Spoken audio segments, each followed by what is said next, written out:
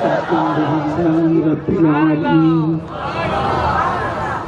والعاقبة للمتقين والصلاة والسلام على سيد الأنبياء والمرسلين وعلى آله وأصحابه الطيبين الطاهرين أما بعد فأعوذ بالله من الشيطان الرجيم بسم الله الرحمن الرحيم يا أيها الذين آمنوا إنما الخمر والميسر والأنصاب والأزلام رجس من عمل الشيطان فاجتنبوه لعلكم تفلحون صدق الله العظيم غوث اعظم بمنی بے سرو ساما مدد قبلہ دین مدد کعبہ ایمان مدد بگیردہ بے بلا افتاد کشتی ضعیفان شکستہ رات پشتی بحق کے خواجہ عثمان ہارون مدد کن یا معین الدین چشتی مدد کن یا معین الدین چشتی مدد کن یا معین الدین چشتی منبر پر جلوگر برادر بزرگ حضور بلبل باغ مدینہ الحاج قاری محمد رضوان خان صاحب وہ جملہ علماء کرام حاضرین سنی اجتماع السلام علیکم ورحمۃ اللہ وبرکاتہ۔ آئیے ہم اور آپ مل کر انتہائی عقیدت و محبت کے ساتھ اپنے اور ساری کائنات کے مرکز عقیدت انیس بے کساں چارہ ساز درد منداں ہم غریبوں کے غم گسار مصطفیٰ جان رحمت حضور احمد مجتبی محمد مصطفیٰ ارواحنا فدا صلی اللہ تعالی علیہ وسلم کی بارگاہ بے کس پناہ میں جس طریقے سے میں پڑھاؤں آپ بھی میرے ساتھ مل کر بلند آواز سے پڑھیں۔ الصلاة والسلام علیک یا رسول اللہ، الصلاة والسلام علیک یا نبی اللہ، الصلاة والسلام علیک یا حبیب اللہ، وعلى آلك وأصحابك يا نور الله صلی اللہ تعالی علیہ وسلم۔ جس آیہ کریمہ کی تلاوت کرنے کا میں نے شرف حاصل کیا ہے، رب قدیر اس کے متعلق مجھے حق کہنے اور آپ تمامی حضرات کو حق سن کر اس پر عمل کرنے اور اسے عام کرنے کی توفیق عطا فرمائے۔ میرے پیارے آقا صلی اللہ تعالی علیہ وسلم کے پیارے دیوانوں، بڑی کم نصیبی کی بات یہ ہے کہ آج پوری دنیا کے اندر لوگوں کے وجود پر، لوگوں کے عقل و شعور پر مغربی تہذیب کا بھوت سوار ہوتا جا رہا ہے، اور ہر معاملے میں لوگ مغربی تہذیب کے پیچھے چلنے کی کوشش کر رہے ہیں۔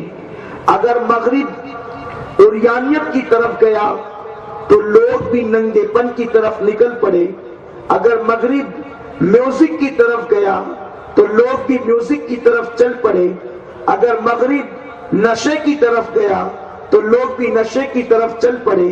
میرے پیارے آقا صلی اللہ تعالی علیہ وسلم کے پیارے دیوانوں، لوگوں کو معلوم ہونا چاہیے جس مغربی تہذیب کی طرف، جس مغربی کلچر کی طرف ہم تیزی کے ساتھ بڑھ رہے ہیں اور اس پر عمل کرنے میں ہم اپنی عزت اور آبرو سمجھتے ہیں، لوگوں کو اتنا تو ہونا چاہیے کہ تھوڑا سا عبرت کی نگاہوں سے دیکھتے اور عبرت کی نگاہوں سے مشاہدہ کرتے کہ جب مغرب کی طرف سورج جاتا ہے تو وہ بھی ڈوب جاتا ہے۔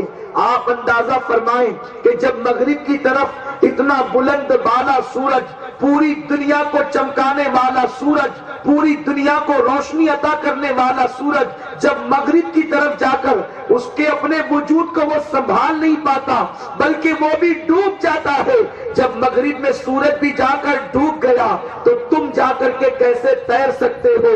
تم جا کر کے کیسے عزت حاصل کر سکتے ہو؟ تم جا کر کے کیسے وقار حاصل کر سکتے ہو؟ میرے پیارے آقا صلی اللہ تعالی علیہ وسلم کے پیارے دیوانوں، آج نشے کی عادت بڑی تیزی کے ساتھ پھیلتی جا رہی ہے اور ہمارے ملک ہندوستان کے اندر نوجوان نسل نشے کے اندر ڈوبتی جا رہی ہے۔ آج سے 14.5 صدیاں پہلے میرے کریم نے اپنے پیارے محبوب صلی اللہ تعالی علیہ وسلم پر نازل ہونے والی مقدس آخری کتاب میں اعلان کر دیا، یا ایھا الذین آمنوا انما الخمر والمیسر والانصاب والازلام، اے ایمان والو نشے کے قریب نہ جاؤ، اے ایمان والو جوے اور نشے سے بچو، شراب سے اور جو ہے وہ جوے سے بچو، اس لیے کہ یہ شیطانی کام ہے۔ اللہ رب العزت نے اس کو ناپاک بھی کہا، شیطانی کام بھی کہا اور ارشاد فرمایا اگر تم جوے سے اور شراب سے بچ گئے اللہ تبارک و تعالیٰ تمہیں کامیابی عطا فرمائے گا۔ پتا چلا دنیا کی وہ قوم کامیابی کا تمغہ حاصل کر سکتی ہے جس نے اپنے وجود کو جوے سے بچایا اور نشے سے بچایا۔ میرے پیارے آقا صلی اللہ تعالی علیہ وسلم کے پیارے دیوانوں، یہ نشہ کیا ہے؟ یہ شراب کیا ہے؟ اللہ کے پیارے حبیب مصطفیٰ کریم رؤوف الرحیم صلی اللہ تعالی علیہ وسلم ارشاد فرماتے ہیں کہ اللہ اکبر، شراب ام الخبائث ہے، شراب جو ہے وہ ساری برائیوں کی اصل ہے، ساری برائیوں کی جڑ ہے۔ حضرت سیدنا عبداللہ ابن مسعود رضی اللہ تعالی عنہ ارشاد فرماتے ہیں ایک زمانے کے اندر ایک خاتون نے ایک نیک نوجوان کو ورغلانے کی کوشش کی، ایک خاتون نے ایک پرہیزگار نوجوان کو ورغلانے کی کوشش کی۔ جب اس نوجوان کو ہیلے سے اور بہانے سے اس نے اپنے گھر کے اندر بلایا تو گھر کے اندر بلانے کے بعد وہ اس نوجوان سے کہتی ہے کہ تجھے میرے ساتھ زنا کرنا ہوگا۔ وہ نوجوان لرز گیا اس لیے کہ وہ نیک تھا، وہ عبادت گزار تھا، وہ پارسا تھا۔ اس نے زنا کا نام سن کر کے اس کا پورا وجود لرزنے لگا۔ اللہ اکبر، میں زنا کیسے کر سکوں گا؟ اس لیے کہ جانتے ہیں آپ زنا کے متعلق میرے آقا مصطفیٰ کریم صلی اللہ تعالی علیہ وسلم فرماتے ہیں، جس کو علامہ ابن حجر اسقلانی رحمت اللہ تعالی علیہ نقل کرتے ہیں کہ جب زنا کرنے کے بعد کوئی مسلمان مرد یا مسلمان عورت جب غسل کرتے ہیں تو اس کے غسل کے جتنے قطرے پانی کے زمین پہ گرتے ہیں ہر قطرے کے بدلے میں شیطان پیدا کیا جاتا ہے۔ پانی کے جتنے قطرات ہیں اتنے قطروں کی تعداد کے برابر شیاطین پیدا کیے جاتے ہیں اور ان شیاطین کو حکم ہوتا ہے جاؤ اور جو کرنا چاہتے ہو کرو۔ وہ شیاطین نکلتے ہیں۔ اب آپ غور فرمائے شیطان کیا کر سکتا ہے؟ شیطان کیا کرے گا؟ اللہ اکبر، میرے آقا ارشاد فرماتے ہیں وہ شیاطین جتنے گناہ کرتے ہیں، جتنی برائیاں کرتے ہیں، جتنے غلط کام کرتے ہیں ان سب کا عذاب اس زانی کو دیا جائے گا جس کے زنا کے غسل سے وہ شیاطین پیدا کیے گئے۔ تو اس نوجوان کی نگاہوں کے سامنے زنا کی مذمت موجود تھی، زنا کی نحوست موجود تھی۔ جب عورت نے کہا، خوبصورت عورت نے کہا کہ زنا کرنا ہوگا، اس نے کہا میں زنا نہیں کر سکتا، میری جان لے لو میں زنا نہیں کر سکتا۔ تو اس عورت نے فوراً کہا دوسری شرط یہ ہے اگر زنا نہیں کر سکتے یہ میرا بچہ موجود ہے، اس بچے کو قتل کر دو۔ اس نے کہا میں یہ بھی نہیں کر سکتا، اس لیے کہ اگر کوئی کسی کو بغیر عذر کے اور ظلمن قتل کرے گا اللہ रब्बुल इज्जत उस पर जन्नत की खुशबू भी हराम कर देगा। कातिल पर जन्नत की खुशबू भी हराम है, मैं कत्ल भी नहीं कर सकता। उसके बाद उस खातून ने कहा ये मेरा बुत है, इस बुत को सजदा कर दो। उसने कहा अस्तगफिरुल्लाह, ये कैसे हो सकता है, मैं वाहदहू ला शरीक को मानता हूँ, मैं अल्लाह रब्बुल इज्जत को मानता हूँ, मैं बुत को सजदा कैसे करूंगा? बुत को सजदा करना शिर्क है, मैं बुत को सजदा नहीं कर सकता और अपना ईमान नहीं खो सकता। जब ये तीन बातों का उसने इनकार किया तो उसने कहा चौथी और आखिरी शर्त है कि ये कटोरा भर के शराब मौजूद है, शराब पी लो। अगर तुमने चारों में से किसी एक पर अमल नहीं किया, इतना चीखूंगी, इतना चिल्लाऊंगी, मोहल्ले के लोग जमा हो जाएंगे और फिर तुम्हें बदनामी का मुंह देखना होगा, तुम्हारी इज्जत खतरे में पड़ जाएगी। उस नौजवान ने सोचा ज़िना बड़ी बुरी चीज है, कत्ल भी बड़ी भयानक चीज है और बुत परस्ती से तो ईमान ही चला जाएगा। शराब आसान है, चलो शराब का एक कटोरा पी लेते हैं। उसने कहा ये तीन तो नहीं कर सकता, अलबत्ता मुझे शराब दे दे। अब्दुल्ला इब्ने मसऊद फरमाते हैं जब उसके हाथ में शराब दी गई, उसने शराब का एक कटोरा पिया तो दूसरा तलब किया, दूसरा पिया तो तीसरा तलब किया, तीसरा पिया तो चौथा तलब किया। वो पीता गया हत्ता कि उसको शराब का नशा चढ़ा, अक्ल खत्म हो गई। फिर उसने शराब पीने के बाद उस बच्चे को कत्ल भी कर दिया, बुत को सजदा भी कर दिया और उस औरत के साथ ज़िना भी किया। मुझे बताओ, अब्दुल्ला इब्ने मसऊद फरमाते हैं जय शराब ऐसी बदतरीन चीज है, वो तीनों से बच रहा था लेकिन शराब की वजह से उन तीनों के अंदर भी वो मुब्तला हो गया। मेरे प्यारे आका सल्लल्लाहु अलैहि वसल्लम के प्यारे दीवानों, इसीलिए तो मेरे आका सल्लल्लाहु अलैहि वसल्लम ने शराब के एक घूंट की भी मुजम्मत बयान फरमाई है। हुज्जतुल इस्लाम इमाम गजाली रहमतुल्लाहि तआला अलैह इरशाद फरमाते हैं अल्लाह के प्यारे हबीब मुस्तफा करीम रऊफुर रहीम सल्लल्लाहु अलैहि वसल्लम ने इरशाद फरमाया जिसने अपनी जिंदगी में शराब का एक घूंट पिया और तौबा करने से पहले मर गया, मेरे आका मुस्तफा जाने रहमत गैब का नबी सल्लल्लाहु अलैहि वसल्लम फरमाते हैं जब उसको उसकी कब्र में रखा जाएगा तो उसका चेहरा किबले की तरफ नहीं हो सकेगा और अगर लोगों ने किबले की तरफ किसी तरह से कर भी दिया तो मिट्टी डालने के बाद अगर तुम उसकी कब्र को खोल करके देखोगे तो उसका चेहरा किबले की तरफ नहीं होगा। ये बोतल पीने वाले की बात नहीं है, ये जिंदगी भर पीने वाले की बात नहीं है। जिसने शराब का एक घूंट पिया और तौबा किए बगैर मर गया उसका चेहरा कब्र में किबले की तरफ नहीं होगा। और आका इरशाद फरमाते हैं जब वो कयामत के दिन उठेगा उसका चेहरा या तो सूअर की तरह होगा या तो बंदर की तरह होगा। जब वो उठेगा मेरा रब उस पर प्यास की शिद्दत मुसल्लत करेगा। कयामत के दिन उस पर प्यास की भयानक शिद्दत मुसल्लत की जाएगी और उसकी जबान उसके सीने पर प्यास की वजह से लटक रही होगी। इमाम गजाली लिखते हैं आकाए करीम ने फरमाया वो पानी पानी चिल्लाएगा, पानी पानी पुकारेगा। जब वो पानी की प्यास की वजह से तड़प रहा होगा और पानी पानी की आवाज लगाएगा, मेरे आका फरमाते हैं उसको जहन्नमियों का खोलता हुआ पीप और जहन्नमी बिच्छुओं का जहर पीने के लिए जहन्नमी की खोपड़ी में दिया जाएगा। दुनिया की आग पर अगर पानी को खोलाया जाए हम उससे कुल्ली नहीं कर सकते।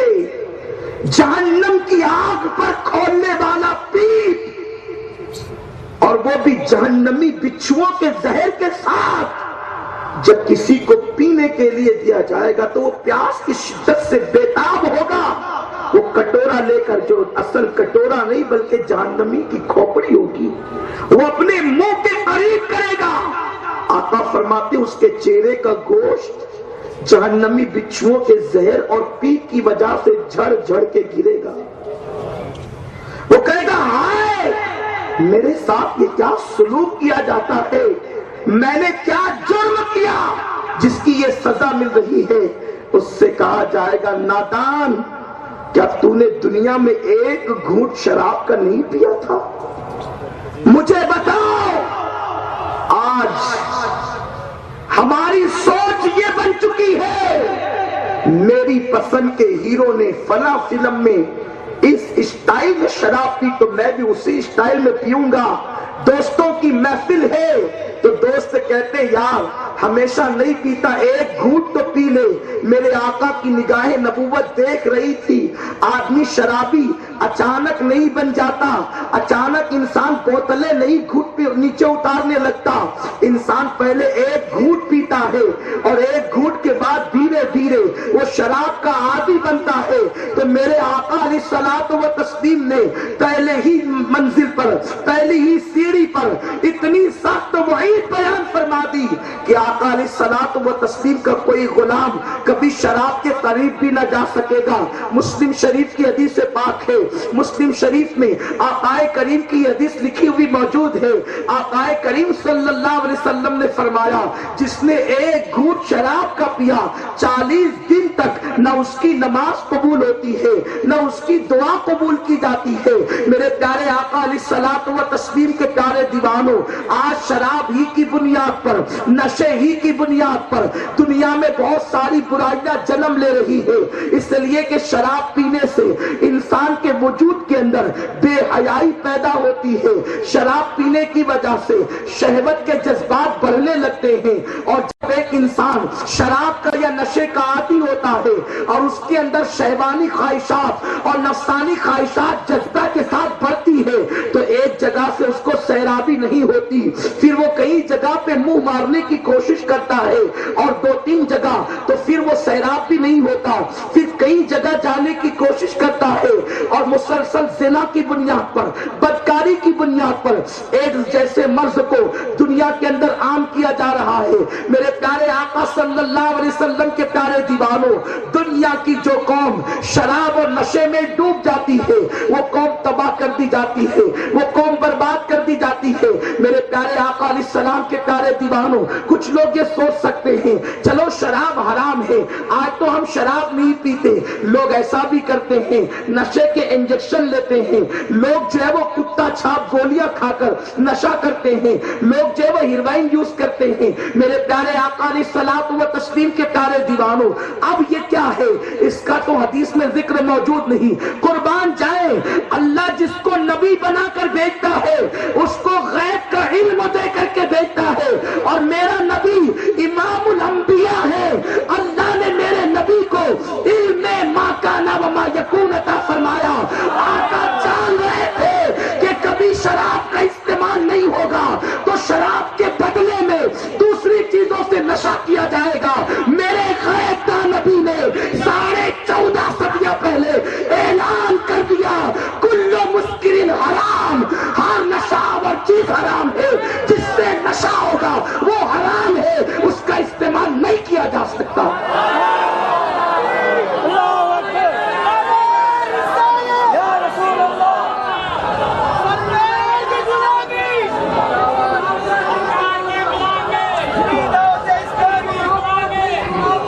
میرے پیارے آقا صلی اللہ تعالی علیہ وسلم کے پیارے دیوانوں, جب کوئی نشہ کرتا ہے تو وہ بیوی کے حقوق ادا کرنے کے قابل نہیں رہ جاتا. ایک نشہ ہے جس کی بنیاد پر کتنی برائیاں قوم میں جنم لے رہی ہیں. نشہ کرنے والا خود تو ٹینشن میں مبتلا ہوتا ہے, عقل اس کی معروف ہوتی ہے جب وہ بیوی کا حق ادا نہیں کرتا, اور ایک وقت وہ منزل آتی ہے کہ چادر منہ پہ ڈال کر کے جب احساس ہوتا ہے تو روتا ہے, اس لیے کہ وہ بیوی کے قابل نہیں رہ جاتا. میری زبان حیا خاموش ہے کہ میں مزید اس کی کوئی تشریح کروں, لیکن اتنا ضرور کہوں گا, جب بیوی کی شہوانی بھوک ادا نہیں کی جاتی اور اس کو سیرابی نہیں ملتی تو نتیجے کے طور پر ناجائز تعلقات کے معاملات بڑھتے چلے جاتے ہیں. عورتیں دوسروں کا ہاتھ پکڑنے لگ جاتی ہے, اس لیے کہ انسان کے قبضے میں یہ چیز ہے ہی نہیں. جس طرح پیٹ کی بھوک ہوتی ہے اسی طرح نفس کی بھوک ہوتی ہے. مسلمانوں, نفس کی بھوک وہ بھوک ہے کہ جنت بھی اس کو پورا نہیں کر سکتی. جنت کی ساری نعمتیں موجود تھی لیکن نفس کی تکمیل کا سامان نہیں تھا. تو جناب آدم یوں عرض کر پڑے, میرے مولا میرا کوئی تو ایسا ہو جس کے سامنے میں دل کی بات کہہ سکوں. پردے ہی پردے میں خدا رب العزت کی بارگاہ میں حیا میں اپنے دل کی بات پیش کر دی. اب مجھے بتاؤ, آدم کے سامنے حوریں تھی, آدم کے سامنے باغات تھے, آدم کے سامنے نعمتیں تھی, لیکن پھر بھی سوال کرنے کی وجہ کیا تھی؟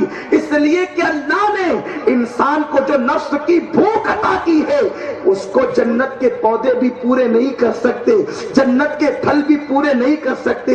اسی لیے آپ دیکھیں جنت میں نماز جیسی عبادت نہیں ہوگی, جنت میں روزہ جیسی عبادت نہیں ہوگی, جنت میں حج جیسی عبادت نہیں ہوگی, لیکن جنت میں نکاح جیسی عبادت موجود ہوگی. عورتوں کے ساتھ نکاح کا معاملہ ہوگا اور ایک جنتی کے ساتھ ایک ایک نہیں, دو دو تین تین چار چار نہیں, بلکہ آقا نے 300 نکاح کا ذکر فرمایا ہے. اب آپ مجھے بتائیں کہ وہاں یہ چیزیں موجود ہوگی تو اللہ اکبر پتا چلا کہ جب ایک خاتون کو اللہ اکبر اس کا شوہر اس کا حق ادا نہ کرے گا تو وہ دوسرے کی طرف رخ کرے گی اور نتیجے کے طور پر عزت کا نیلام ہوگا. جو انسان نشہ کرتا ہے وہ اپنے بچوں کا حق ادا نہیں کر پاتا, بچوں کی تربیت نہیں کر پاتا, اس لیے کہ اس کو فرصت ہی نہیں ہے, اس کو ہوش ہی نہیں ہے, اس کو حواس ہی نہیں ہے, اسے اپنا ہوش نہیں, وہ بچوں کی تربیت کیا کرے گا؟ کمائے گا تو شراب میں خرچ کرے گا, نشے میں خرچ کرے گا, تو اس کا نتیجہ کیا ہوگا؟ بچے ان پڑھ رہیں گے, جاہل رہیں گے, بے پڑھے رہیں گے, علم و تربیت سے دور رہیں گے. مسلمانوں, اگر صحابہ کی اولاد کو صحابہ کی صحبت اور تربیت نہ مل سکی تو وہ بگڑ گئے. حضرت امیر معاویہ جو کاتب وحی تھے, آپ اپنے بیٹے کو اپنی پاک صحبت مصروفیتوں کی وجہ سے نہ دے سکے, جہاد کی مصروفیتوں کی وجہ سے نہ دے سکے, تو بیٹا یزید جیسا پلید بن گیا. جب صحابی کی اولاد کو صحابی کی صحبت نہ ملے, اچھی تربیت نہ ملے, تو وہ بگڑ جاتے ہیں. ان کی اولاد, جو صحابی کی اولاد بگڑ جاتی ہے, تو اگر آج ہماری اولاد کو اچھی تربیت نہ ملے تو ہماری اولاد کس طریقے سے صراط مستقیم پر رہ سکتی ہے؟ ایک نشہ ہے جس کی بنیاد پر اتنے خرافات ہیں. میرے آقا مصطفیٰ کریم رؤوف الرحیم صلی اللہ تعالی علیہ وسلم ارشاد فرماتے ہیں, حضرت عبداللہ ابن مسعود اس کے راوی ہیں, ابن مسعود فرماتے ہیں میرے آقا صلی اللہ علیہ وسلم نے مجھ سے کہا, اے ابن مسعود, میری امت کے کچھ لوگ ایسے ہوں گے کہ جو رات کو سوئیں گے تو ان کے چہرے اچھے بلے ہوں گے, اور جب وہ صبح کو بیدار ہوں گے تو یا تو ان کے چہرے سور کی طرح ہوں گے یا تو بندر کی طرح ہوں گے. حضرت عبداللہ ابن مسعود نے پوچھا, یا رسول اللہ صلی اللہ تعالی علیہ وسلم, ان کا جرم کیا ہوگا, ان کا گناہ کیا ہوگا؟ کیا وہ اللہ کو رب نہیں مانتے ہوں گے, محمد عربی صلی اللہ علیہ وسلم کو اللہ کا رسول نہیں مانتے ہوں گے, کیا وہ قرآن کو اللہ کی کتاب نہیں مانتے ہوں گے؟ آقا نے فرمایا, ابن مسعود, وہ اللہ کو رب بھی مانیں گے, محمد عربی کو رسول بھی مانیں گے, قرآن کو اللہ کی کتاب بھی مانیں گے, یعنی وہ کلمہ پڑھنے والے ہوں گے, وہ مسلمان ہوں گے, پھر بھی ان کے چہرے راتوں رات بدل دیے جائیں گے. چہرہ یا تو سور کی طرح یا تو بندر کی طرح ہوگا. ابن مسعود نے پوچھا, جب وہ مسلمان ہوں گے, قرآن کو, رسول کو, خدا کو مانتے ہوں گے, پھر چہرہ کیوں بدلا جائے گا؟ آقا فرماتے, دو گناہوں کی وجہ سے. ایک تو یہ کہ وہ شراب کا نام بدل بدل کر پیے گے, اور دوسرے یہ کہ وہ میوزک کثرت کے ساتھ سنیں گے. آپ غور فرمائیں, جس زمانے میں شراب پی جاتی تھی حضور کے دور میں, اس وقت میوزک کا تصور نہیں تھا. شراب پینے والے یوں ہی پیتے تھے, مگر اس کے باوجود میرے آقا نے میوزک کو اور شراب کو دونوں کو ایک ساتھ بیان فرمایا. میوزک کا شراب سے کیا تعلق ہے؟ آپ دیکھ لیں, اس زمانے میں شراب شاعری کے ساتھ پی جاتی تھی, شعر پڑھے جاتے تھے, شراب پی جاتی تھی. اسی لیے تو شعرا کہتے ہیں تین شین کا آپس میں ایک دوسرے سے بڑا گہرا تعلق ہے، ایک تو شراب، ایک تو شاعری اور ایک تو شباب۔ یہ تینوں شین ایک دوسرے سے بڑے گہرے تعلق رکھتے ہیں۔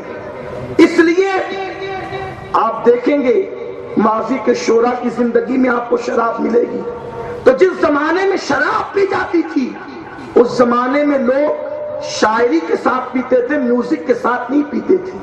اس کے باوجود میرے آقا نے فرمایا جن کے چہرے بدلے جائیں گے وہ میوزک سنیں گے اور شراب کا نام بدل کر پیئیں گے۔ گویا کہ میرے آقا مدینہ منورہ میں اپنی چٹائی پر بیٹھ کر 1450 سال کے حالات کو ملاحظہ کر رہے تھے۔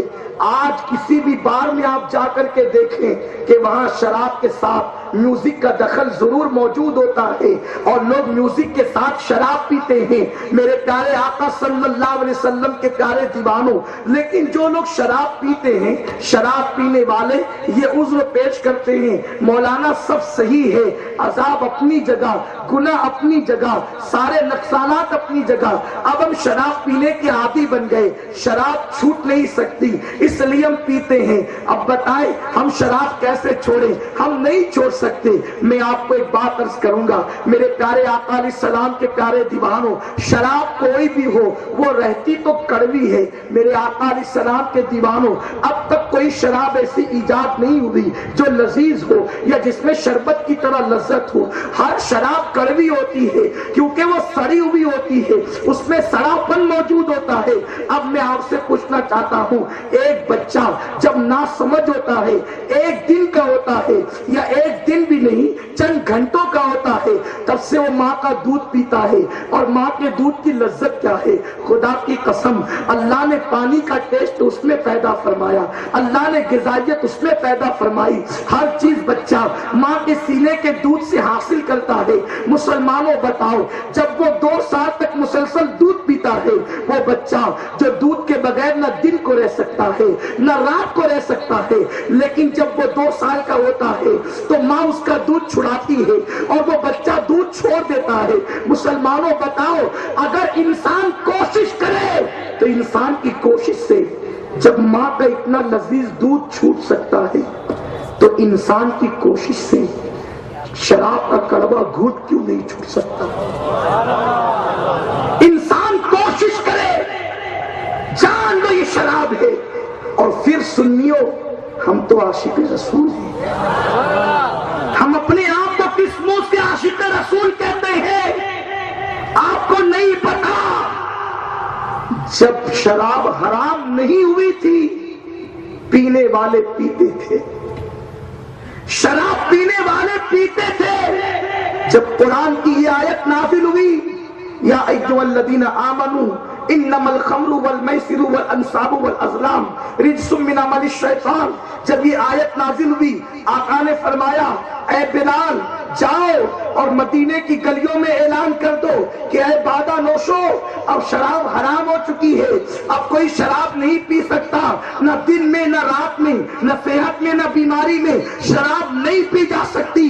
بتائیں مفسرین لکھتے ہیں، حضرت علامہ مفتی احمد یار خان نعیمی رحمت اللہ علیہ نقل فرماتے ہیں کہ جس وقت اعلان کرنے والا رسول کا منادی اعلان کر رہا تھا، کچھ لوگ تو میں نوشی میں، شراب نوشی میں بیٹھے ہوئے تھے، کچھ کے ہاتھوں میں جام تھے، انہوں نے جام اڈیل دیے، کچھ لوگوں کے منہ میں شراب تھی، انہوں نے شراب اگل دی، کچھ لوگوں کے حلق تک شراب جا چکی تھی، انہوں نے کہہ کر دی اور یہ اعلان کر دیا ہمارے نبی نے حرام کر دیا ہے، اب اس شراب سے محبت نہیں ہوگی، جو چیز نبی کو ناپسند ہے وہ ہم اپنے حلق کے نیچے اتار نہیں سکتے۔ مفسرین بیان کرتے ہیں اس دن مدینے کی گلیوں میں شراب ایسے بہ رہی تھی جیسے شراب کی نالیاں بہ رہی۔ مجھے بتاؤ، جو چیز رسول اللہ کو ناپسند ہے مسلمان اس کی طرف جا کیسے سکتا ہے؟ کچھ لوگ یہ بھی بہانہ کرتے ہیں کہ ہم بیماری کے اندر شراب پیتے، اگر نہ پیئے تو بیماری بڑھ جائے گی، یہ ہوگا وہ ہوگا، اس کا علاج بھی موجود ہے۔ مسلم شریف کی حدیث پاک ہے، کچھ دیہات کے لوگ اللہ کے رسول صلی اللہ علیہ وسلم کی بارگاہ میں آئے اور آنے کے بعد عرض کیا یا رسول اللہ ہم لوگ گیہوں کی شراب بناتے ہیں آقا، لیکن ہم جو شراب بناتے ہیں وہ بیماروں کو پلاتے ہیں اور علاج کے طور پہ پلاتے ہیں، اس لیے کہ جب ہم وہ شراب بیماروں کو پلاتے ہیں تو اس سے ہم علاج کرتے ہیں۔ آقا نے فرمایا اللہ نے حرام میں شفا نہیں رکھا، جس کو حرام کر دیا اللہ نے اس سے شفا اٹھا لی۔ یاد رکھو اب تم شراب کو دوا کے طور پر بھی استعمال نہیں کر سکتے، شراب کو دوا کے طور پر استعمال کرنا بھی حرام ہے۔ آج کل کچھ عزت دار لوگ جن کو اللہ نے مال دے دیا، جن کو اللہ نے دولت دے دی، وہ لوگ بڑے مہذب انداز میں نشہ کرتے ہیں۔ مثال کے طور پر وہ لوگ باہر سے شراب نہیں منگاتے بلکہ میڈیکل سے کوریکس کی شکل میں، فینسیڈل کی شکل میں یا اور دواؤں کی شکل میں وہ منگواتے ہیں اور بوتل کے بوتل پی جاتے ہیں اور اس سے نشہ کرتے ہیں۔ وہ سوچتے ہیں ہم نے بڑے مہذب انداز اختیار کیے ہیں نشہ کرنے کے۔ باہر سے شراب منگائی جائے وہ بھی حرام ہے اور میڈیکل سے منگائی جائے وہ بھی حرام ہے۔ شراب کا نام استعمال کر کے منگائی جائے وہ بھی حرام ہے، اور شراب کو دوا کا نام دے کر کے منگایا جائے وہ بھی حرام ہے۔ آقا کی نگاہ نبوت دیکھ رہی تھی کہ لوگ شراب کا نام بدل بدل کر پیئیں گے۔ آج لوگ شراب کا نام بدل کر پی رہے ہیں، اور پھر شراب کے ساتھ میوزک۔ آؤ اس میوزک نے کتنا کباڑا کیا۔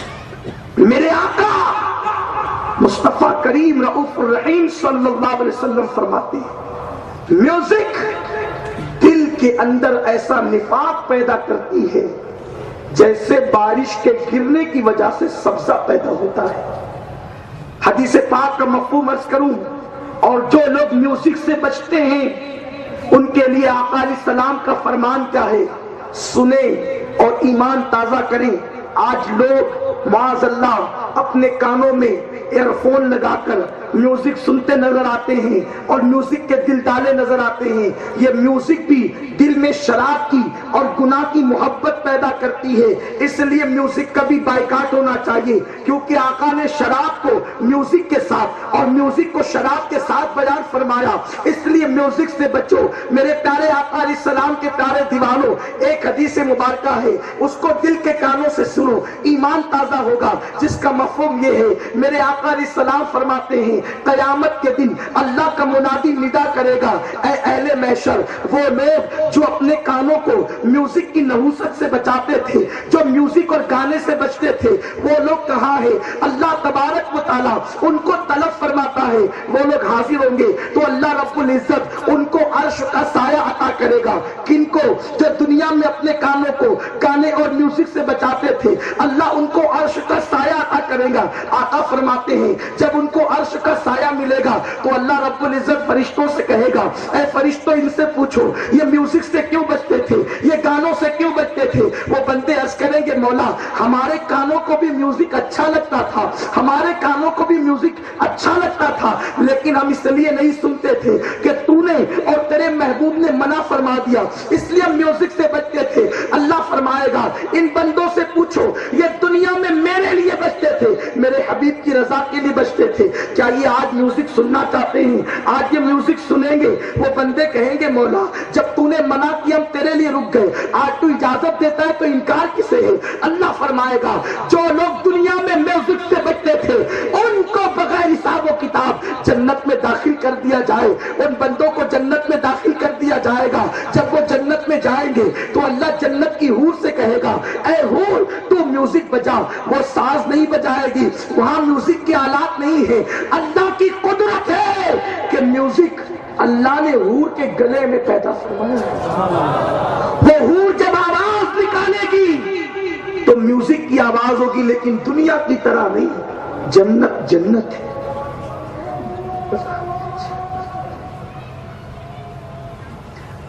اذان ہو گئی،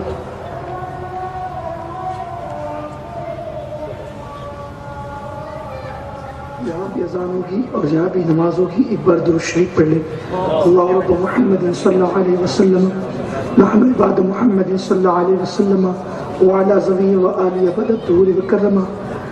تو اللہ جنت کی حور سے کہے گا، آواز نکالے گی تو میوزک کی آواز اس کے گلے سے نکلے گی اور پوری جنت پر وجد کی کیفیت طاری ہو جائے گی، پوری جنت وجد کرنے لگے گی. اور اللہ جنت کی دوسری حور سے کہے گا ذرا ان کو گانا سنا دے.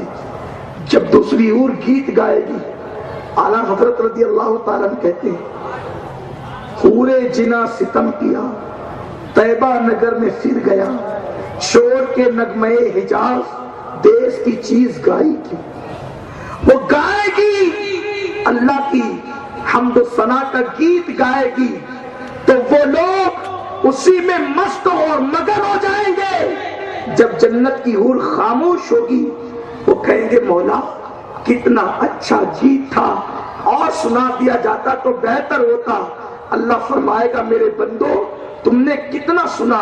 عرض کریں گے مولا اس نے شروع کر کے ختم کر دیا. رب فرمائے گا نہیں، اس کا گیت تم 70 سال تک سنتے رہے، البتہ اتنا اچھا تھا، تم اتنا مگن ہو گئے کہ تمہیں وقت پتہ بھی نہیں چلا. وہ کہیں گے مولا جو بھی ہو ہم اور سننا چاہتے ہیں. اللہ فرمائے گا کیا میں اس سے اچھا نہ سناؤں؟ وہ کہیں گے مولا کیا اس سے اچھا بھی ہو سکتا ہے؟ اللہ فرمائے گا داؤد کو بلایا جائے، حضرت داؤد علیہ السلام کو تخت پر بٹھایا جائے گا. داؤد علیہ السلام کی آواز اتنی اچھی آواز ہے مخلوق میں کہ جب آپ اللہ کا کلام پڑھتے تھے تو جنگل کے درندے چرندے پرندے آ کر آپ کی زبان سے اللہ کا کلام سنا کرتے تھے. ان کی آواز اتنی اچھی ہے. جنت کی حور میوزک بجائے گی اور داؤد خدا کے گیت گائیں گے، وہ لوگ جھوم رہے ہوں گے، مست ہوں گے. ایسے میں حضرت داؤد خود چپ ہو جائیں گے، خاموش ہو جائیں گے. تو پھر وہ کہیں گے مولا حضرت داؤد تو خاموش ہو گئے، وہ تو چپ ہو گئے، ہمیں اور سنا دے. اللہ فرمائے گا کتنا سنا؟ وہ کہیں گے مولا انہوں نے تو شروع کر کے خاموش ہو گئے. فرمائے گا رب تم نے 70 سال تک کے سنا. وہ کہیں گے مولا جو بھی ہو ہم اور سننا چاہتے ہیں. اللہ فرمائے گا کیا اس سے اچھا نہ سناؤں؟ بندو تم میوزک سے بچ کر آئے، تم نے میرے لیے میوزک سے نفرت کی، اس سے اچھا سناؤں گا. وہ کہیں گے مولا اس سے اچھا کیا ہے؟ اللہ فرمائے گا میرے محبوب مدنی تاجدار محمد کو بلاؤ، مصطفیٰ کریم کو بلایا جائے گا. جنت کا تخت ہوگا، جنت کی بہاریں ہوگی اور اس کے بعد آمنہ کا لال اپنے مکمل جلووں کے ساتھ اس تخت پر ہوگا. رب فرمائے گا محبوب سنا دے ان کو میری محبت کے گیت. میرے نبی اپنی زبان سے رب کا ترانہ گنگنائیں گے. کیا مزہ آ رہا ہوگا. نبی کا جلوہ آنکھیں دیکھ رہی ہوگی اور نبی کے کی آواز کان سن رہے ہوں گے.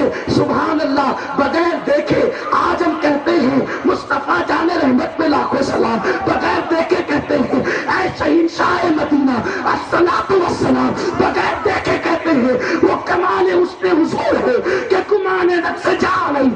یہی پھول کہاں سے دور ہے، یہی شمع کے دھواں نہیں. ارے جس کے لیے مر جانا چاہتے ہیں اور کہتے ہیں جان تو جاتے ہی جائے گی. قیامت یہ ہے اب یہاں مرنے پہ ٹھہرا ہے. نظارہ تیرا کیا لطف آئے گا. آقا کا چہرہ ہوگا، حضور کا کلام ہوگا، گویا کہ حضور خدا کی تعریف سنائیں گے. سنیو وہ دن کتنا اچھا دن ہوگا. آج میوزک سے بچو، کل کتنا بڑا انعام ملے گا. حضور چپ ہوں گے تو لوگ سجدے میں ہوں گے. مولا تیرا حبیب تو خاموش ہو گیا، تیرے حبیب سے پھر کہہ دے، وہ پھر سنا دے اپنا نغمہ. اللہ فرمائے گا کتنا سنا مولا انہوں نے تو شروع ہی کیا تھا کہ بند کر دیا. اللہ فرمائے گا ان سے تم نے 70 سال تک کے سنا. کہیں گے مولا جو بھی ہو دل نہیں بھرتا. محبوب کی آواز اتنی حسین ہے کہ دل نہیں بھرتا، اور سنا دے. اللہ فرمائے گا اس سے اچھا نہیں سنو گے. لوگ حیرت زدہ ہوں گے، لوگ حیرت زدہ ہوں گے. عرض کریں گے مولا اس سے اچھا کون ہے؟ افضل الخلق، افضل الرسول، امام الانبیاء نے تو کہہ دیا، اب ان کے بعد کون ہے؟ اللہ فرمائے گا اس سے اچھا سنو گے. وہ کہیں گے مولا کون ہو سکتا ہے اس سے اچھا؟ جواب آئے گا اب تک مخلوق سے سنتے رہے، اب خالق سے سنو۔ اللہ فرمائے گا فرشتوں پردے ہٹا دو، اب میرے بندے مجھے دیکھیں گے اور میرا کلام سنیں گے۔